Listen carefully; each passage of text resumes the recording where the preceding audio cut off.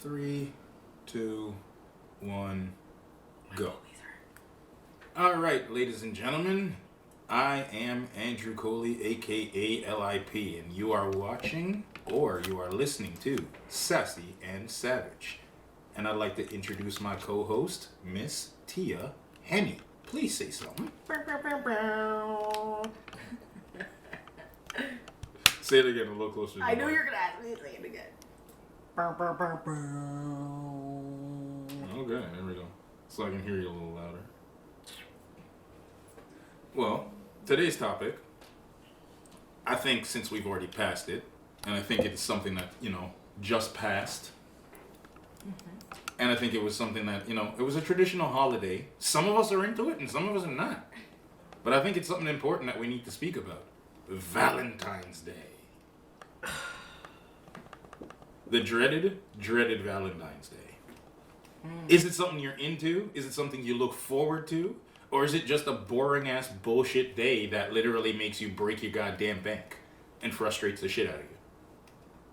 First of all, how was your Valentine's Day? I mean, mine was technically boring. Okay. A, I worked my ass off. B, my girl was sick. And C, I have a kid. So it was boring. Technically, my Valentine's Day is today. Really? Yeah, because we didn't do shit on Valentine's Day because literally my Valentine's Day was crap. You'll make up for it tonight. Pretty much gonna try to. Or at least try to, So, that is the plan. Well. Hold on a second. We're gonna have to start again. Just realized. You have one job. One job, and one job only. So we're gonna start this again, ladies and gentlemen. That was a complete technical fail on my end. As you can tell, Tia's dying right now because we didn't start the recording of the podcast. We're gonna go off. So we're gonna start this off one more time, ladies and gentlemen. Welcome to Sassy and Savage. I am the Savage, LIP, live in public, aka Andrew Coley, and this is my co-host. Introduce yourself. I'm Sassy, Tia Henny. That shit was so funny. It's always gotta be something on this fucking podcast. It's always gotta be something. Oh shit, no, don't do that. Don't do that. Alright, but, okay, so as I was saying before, the topic tonight is Valentine's Day. And do you hate it? Do you love it? Do you like it? Do you find it as a big waste of your time? Is it basically a waste of your money? Is it something you enjoy? Or is it just for the other person? Look, I like anything make-believe that will make me feel nice. So, I like it. I mean, like, if if it's an enjoyable time and whatever. I used to hate it. I used to have a stack of cards that I ordered from eBay that says, I fucking hate Valentine's Day. It was like the best shit ever. Did you just hate niggas or is it just Valentine's Day? Because that sounds like a I hate niggas. I was about to say, that just sounded like you hate niggas, or some niggas did you wrong on Valentine's Day, so you was just like, fuck them other niggas, I don't ride with them niggas, fuck them other niggas, I don't like them other niggas. No. You sound like a 3-6 song just now. No, it's just that, like, in the past, none of them really made it, a thing. For a long time, most of my life. Probably up to even, whatever. So, just wasn't important. But, if there's somebody there that'll, want to do all this shit. And girls are always like, every day should be Valentine's Day. Well, no, because then I'm going to be bored of it. And then I don't care what you do for Valentine's Day. Yeah. I mean, I got my own little rule and tidbits and tricks for me personally, that I think the reason why Valentine's Day sucks for men and why it's kind of getting shittier for you women, but that's just me. If y'all want to know. Valentine's Day sucks for men? Kind of does. If you really think about it. Sucks, all we get. I know. No. Hey! Ba-na-na-na. You didn't get it till now, okay? Yeah. I know. It's a little late on that one. But I mean, here's the reason. If you really, really think about it, Valentine's Day is really, really shitty for most guys for like a couple of reasons. And I only say this for most of the dudes that really come into it. It's a one or two things. Like, either your girl is either gonna be She's gonna be like the most laziest thing on the planet. She's gonna give you just a pum pum for Valentine's Day, or she's gonna be the most overactive Valentine's Dayer on the planet. And what I mean by this is she's gonna take Valentine's Day as if it is the greatest holiday on earth, and everything about it needs to be celebrated. And that to me kind of ruins the whole thing. Like, there's no medium ground about the whole thing. Oh, no. Like, no. I would never do that. I wouldn't do that. I would just be like, do what you want to do. You know, if you make it extravagant, you make it extravagant. If you don't, you don't. But, you know. Do you know how much Valentine horror stories I hear about, like, he fell asleep. You know, I slipped in the bathtub when it had the rose petals in it and broke my fucking toe. Like, goddamn. So like, who the fuck be slipping in the rose petals in the tub? Like, you be trying to get it in, and all of a sudden, like, you end up at the hospital? That's gotta suck. Bruh, it happens a lot. It happens a lot. I mean, alright. What's the best Valentine's Day you ever got? Well, I honestly wasn't expecting a lot, but, you know, I was down the stairs. There were, you know, candles going all the way down the stairs.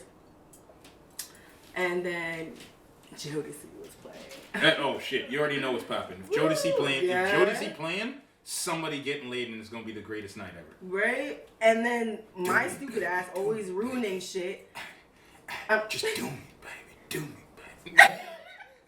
It's his Valentine's Day today.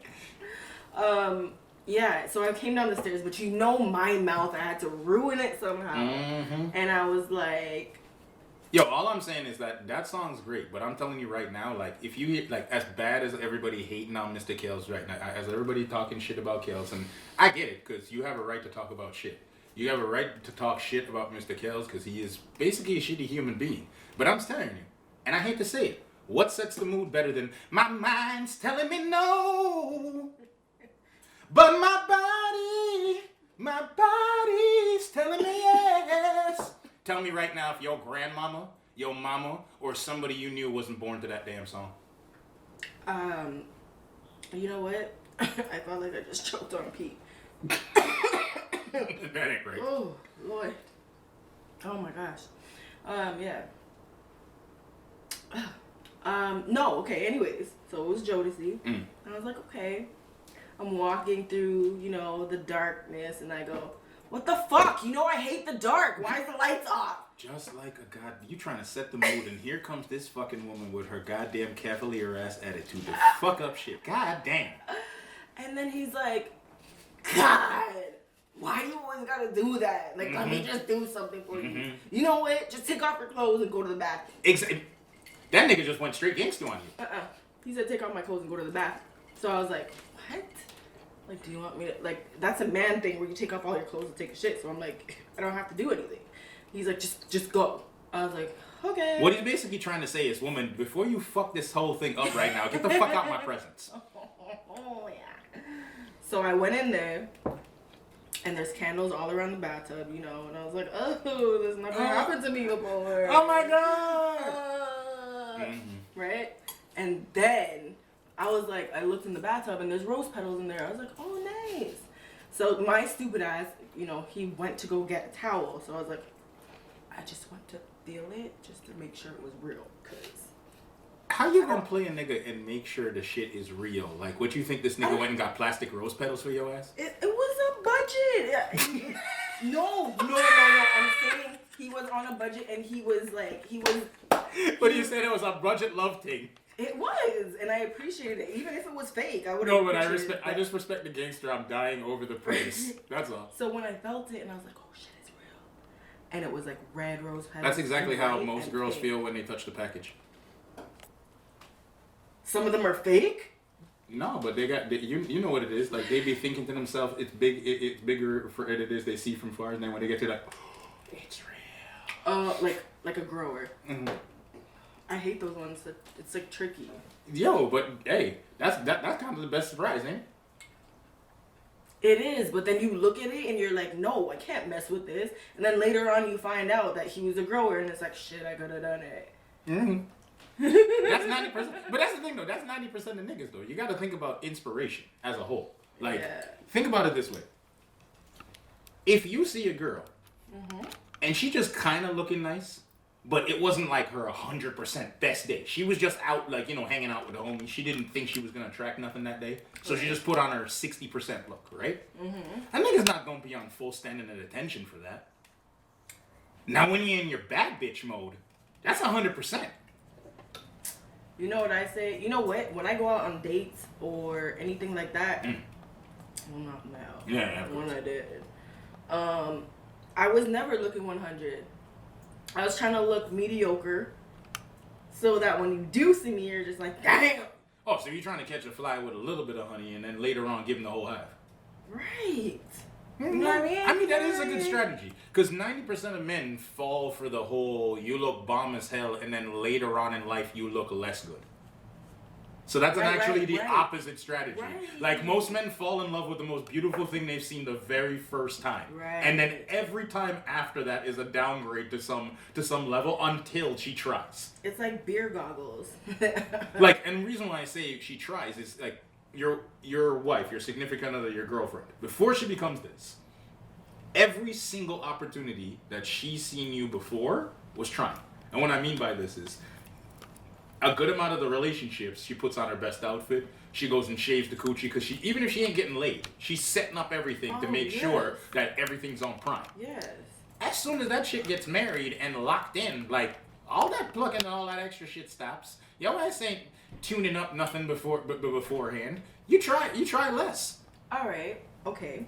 That's fair. That's fair because at one point I didn't shave my legs for like 6 months. I didn't like what the hell kind of Freddy Krueger shit is that? I don't care. The fuck. Like niggas don't want to be sleeping next to the Wolfman. See, I got nice leg hairs though. No, I'm saying wake up to you next to me like, ooh, in the middle of the night, get the fuck out of here. I ain't trying to be that one. You wanted it freaky. No, I said freaky, not furry.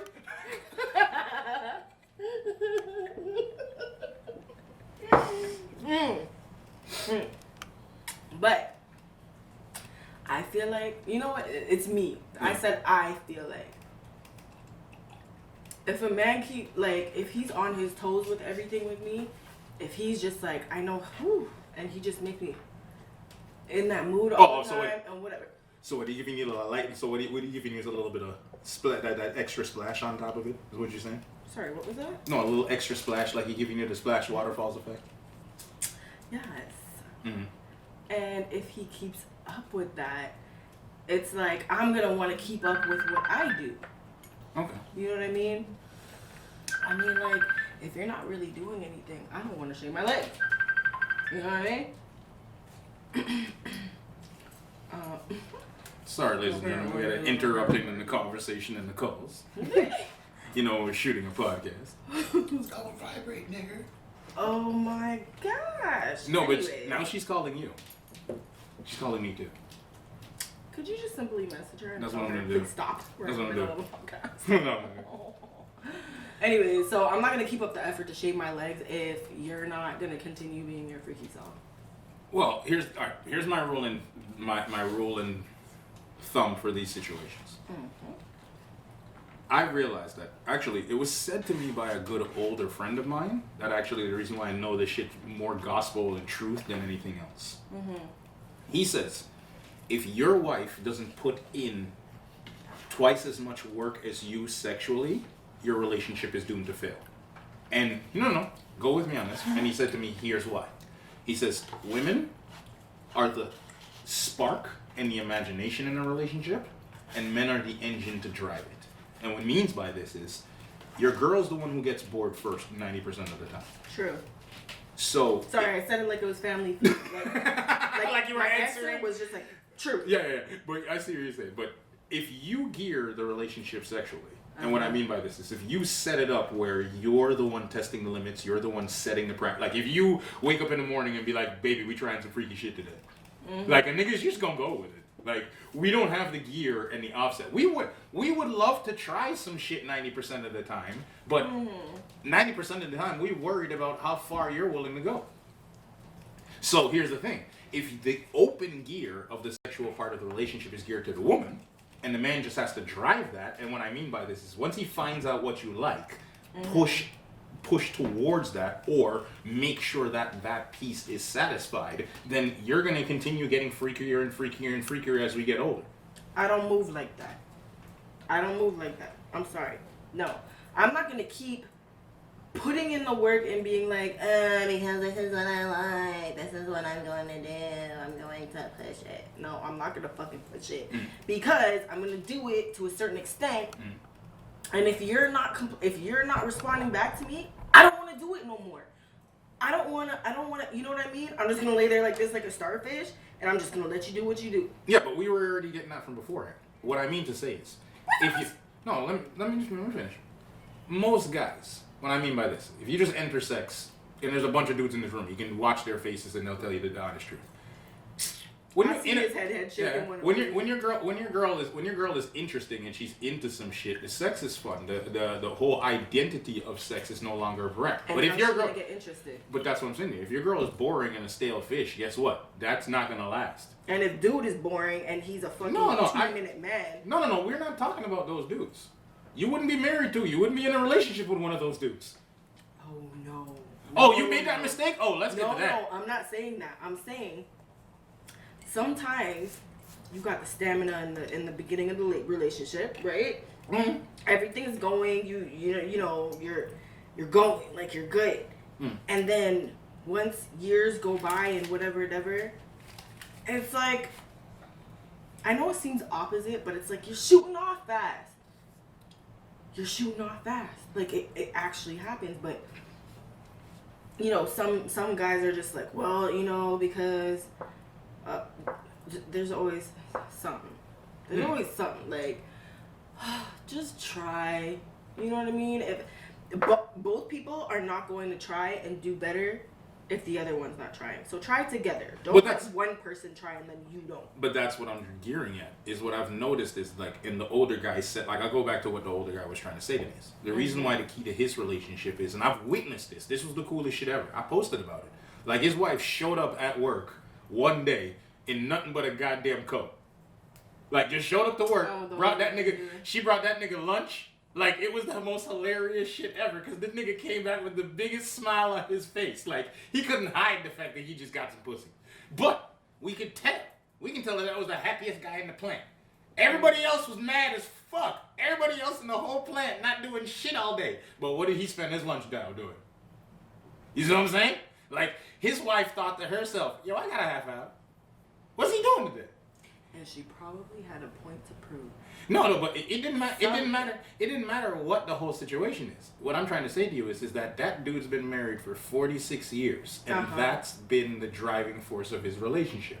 He says that his wife literally brings the excitement to the relationship, in the sense that if she wants to go do something or she creates the excitement on one side, he creates the balance. So he knows that his wife wants to go do something. So you know what he does? That same next month on their anniversary, guess what he did for her? He flew her, her sister, the two other girls, sent them on a nice little trip to Paris. No, he didn't go. You want to know why? That was 46 years. 46 years of random mistakes. But that's all. But that's every relationship. You have to build to get there. That's what I'm saying to you. Both of you do. No, but that's what I'm trying to say to you is that I understand the dichotomy of what you're saying, and I agree with you. If both people ain't trying, it don't matter what the fuck the other person does. That don't make any sense. But what I'm saying to you is, I have noticed that. All right, in Jamaica, I'll separate it from here as a whole. In Jamaica. The 90% gearing force of all sexual relationships in that country is a woman.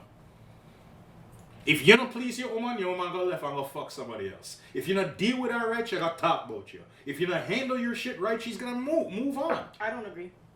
Not the percentage. No. I don't agree. Never said you had to, or it doesn't have to be a gospel, but just from what I've noticed. I mean, we live in Canada. Our parents are Jamaican. Well, my dad is. Yeah, my mom. Both of my parents are. Right. So, but we fully know. Them niggas are whores, bruh. And No, but that's my point. they though. swing their dick left, right, and center. No, but they couldn't be a whore if there weren't 6 to 7 women to appraise to it. All right, but you said 90%. No, but that's what I'm trying. No, but that's what I'm trying to say to you is the 90%. They're more willing to take a gal man than they're willing to find one of their own. That's what I'm trying to tell you. Do you know? Okay, you know what my dad used to say to me when he came home every year? That's your new baby mom. She's looking me. And you think I'm lying? He'd come home and he'd have that one as the next baby mom because she was preeing him the year before while he's in a relationship. And tell me if I'm not lying. That's how all my siblings got here. Sorry. Just the truth, fam. It's just the truth. As much, men are only available and as loyal as their options are. If your option is to be a whore, you're gonna be a whore. If your shit is to be loyal, that's what you're gonna be. Stop the foolishness, fam. You know how we are as men. We're geared children. We are not that complicated. We're simple creatures. If you give us the ability to go out there and fuck out the world, that's what we're gonna do. If you give us the ability to be straight and make sure our lives are guided, that's what we end up doing. All in all, I've said this to you before, and you know I'm not lying when I say this. man, I don't know. It's been a rough week for me. Look, I just fucking hate all men right now. Okay. But that's I don't want to hear understandable. about it. But that's understandable. You can't hate my ass anyway. I don't care what you say. Not today. No, it lasts for about an hour. And then your ass need me to do something. At least you know I get over shit quickly. Yeah, it ain't the truth. All right. Oh wait, I do want to say this. So we are drinking Capriccio. Pour me up, please. Sure. And if you know Capriccio, you know Capriccio will do it to you. Shout out for Monica de Guzman for ruining the podcast. For blazing up our podcast every minute. Yeah, every minute. That's Monica. Yeah, that is Monica. She's probably at the venue waiting on this right now. Yeah, that's true. I'm late. I'm always late. Yeah, this is quite true. She's always And that's why I told them girls to come here first. But anyways. Oh yeah, so we were drinking Capriccio, right? And then I said, it's a real nicer version than Hold on one second, Mom. Everybody. Hi. Yeah, you're on the mic. You're live. You're on the podcast right now because you keep calling. We've been trying to tell you. We're trying to leave. See, we want to expose the person who keeps calling. See, look at her face. Look at her. Look at her face. See, look at her face. This is what we do. When you call in the middle of our podcast and we try to eliminate, we expose you now. This is what we do to people. And shout out to Monica. She just got married. Yo, shout out to the married girl, Monica. Bop, bop, bop, bop, bop, bop, bop, bop, bop. Shout out to the married one. Yes. Shout out to the married girl. Yeah, that. Okay? Y'all said 9:30. I'm outside the motherfucking place. We're on our way now. Hold on. Are we black? Are we black? And is she Jamaican? And has she ever been on time for anything in her entire life? Where are you guys right now? We're leaving. We're leaving soon. It's about 10 minutes. She's going straight there. I'm finishing up the podcast and we're on our way. Okay, define 10 minutes. Is it 10 minutes like after I hung up? Oh my gosh. Or half an hour after I hung up? Podcast featuring Monica. Yeah, featuring Monica. Alright, we will call you back, Monica. Bye, guys. Hey, okay, bye. Anyways, oh my gosh. Monica. Anyways, so we're drinking the Capriccio, right? And then I brought up to you how it's like a whole better version than a Four Loko. Remember when Four Loko, you know what I mean? When they brought it to Canada, it was watered down. Like it wasn't, they had to take, you know how they call that shit crack? Like there was crack in there. Did I just drink your drink? Oh, don't worry, it's good luck. I already know. Okay. So. I just had to steal it back because I was like, I wasn't getting it back anyway. Some liquid crack shit. Your ice cube tasted nice though. Not gonna lie. But I have a story about Four Loko. Okay, so I went to Detroit one time. I was talking to some biker dude down there. Shout out to the Omens. whatever. Anyway, so, you know, I was drinking the Four Locos, and I was like, oh, I love this shit. It was like flavored beer with crack in it. Mm-hmm. So, I was like, okay. I went home, and I was like, ugh, I feel terrible. Like, I'm never drinking this shit again. Bruh, why was it for 1 week straight I was shitting blue? Because everything in America is so fucked up and dyed that you will end up with some shit like This that. is that true. I I was just telling somebody I was in Georgia last week. Georgia? Georgia. And I was telling somebody, I was like, yo, why? You know, Canada doesn't allow certain things that they would in the U.S. Like, FDA doesn't approve it here and whatever. And they were just like, I wish America would do that. Like, If you think that's bullshit, my favorite part about this entire thing is, all right, for all those fans who live close to the border on Niagara Falls, do yourself a favor. This is an experiment I once did, and it's awesome. Buy a Big Mac on the Canadian side, go buy a Big Mac on the American side, and compare them two. or a McChicken. Either one. Just compare them two and see what the fuck you see. That will Or change taste. you and not only disgust you for the rest of your life. If you're in Canada, if you're in America, That's that just would your be norm. different. Yeah, that's your norm, It and would you ain't taste got better. nothing. It would Yeah. taste better there, and then you come here and you're just like, What the hell is this bland shit? Like, the thing is, Yeah. I will say to you, American food tastes better, but you can feel the death. Yeah. Like, true. my favorite thing, alright, you got a story, I'm gonna share you a little story. Me, 10 or 14 so of my white friends, we decided to go to Cleveland. Why did we decide to go to Cleveland? Because it was the cheapest place on the map in America to go to. We were going to do 4 things in Cleveland. Me being, you know, the black kid who went to school with a lot of white kids, I listened to a lot of rock music, you know, all that other shit. So we were going to a Silverchair concert, then we were going to go see the Rock and Roll Hall of Fame, then we were going to go smoke a whole bunch of weed in downtown. The plan was very simple. We get there to the bar, and and I repeat to you, very first thing they ask us are, where y'all from? We go, Canada. She goes, oh, that's nice. Y'all don't even drink that much down there.